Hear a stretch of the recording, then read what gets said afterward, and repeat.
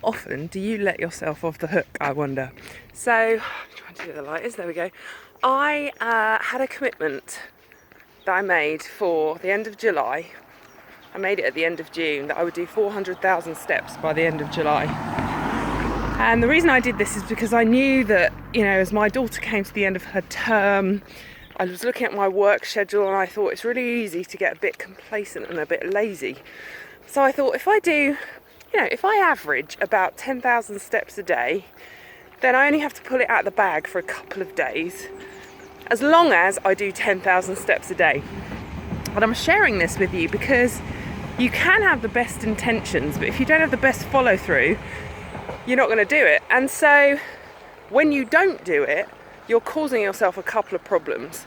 So I still have the target. I'm 3 days away and I have 50,000 steps to go in 3 days as of when I woke up this morning. So I've now given myself a problem when I look at my schedule and I look at the things I have planned for today and tomorrow and the next day, and achieving that is actually really, really stretching.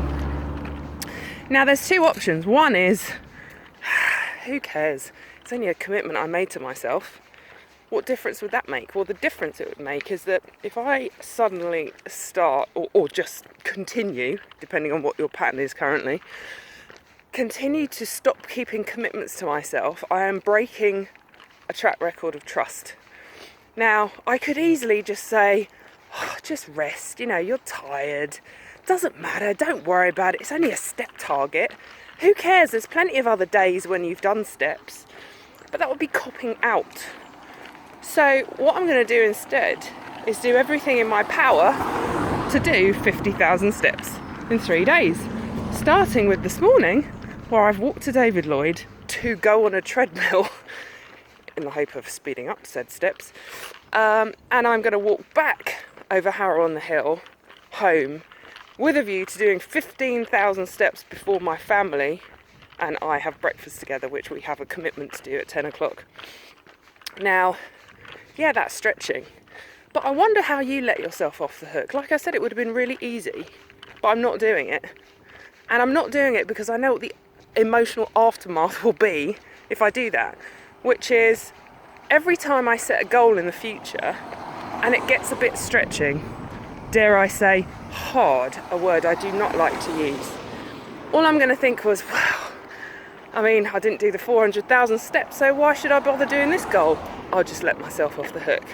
Letting yourself off the hook with goals is the most damaging thing you can do in terms of getting the things that you want. So think about what you said you wanted and why. So there are a number of reasons why I said I would do this, and part of it is to test my resolve. There are days when I had excuses like, well, I drove to Devon, it took 5 hours, so I only did 3,500 steps that day. The bottom line is I broke my commitment to not go to bed until I'd done 10,000 steps. I could have had a beautiful evening stroll and done those steps. I could have just asked my daughter to come with me, like I have done a number of evenings when there was a risk that I wasn't going to do those steps. So the point is, what's your reasons? Because they're not reasons, they're excuses. And the only person they're going to cost is you. Wish me luck.